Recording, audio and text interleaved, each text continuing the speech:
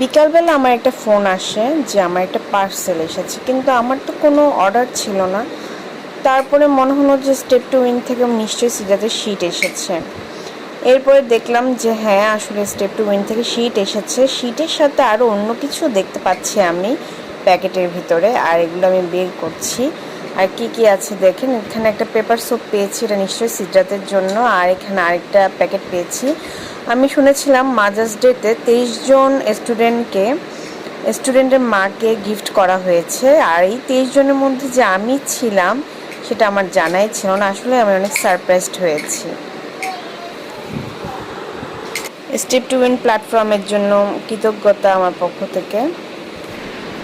Thank you Step to Win. Mother's Day Step to Win এর গিফটটা আমি পেয়ে গেছি। আসলে আমি খুব সারপ্রাইজড হয়েছি, আমি আসলে ভাবিনি যে আমি গিফটটা পাবো। Thank you.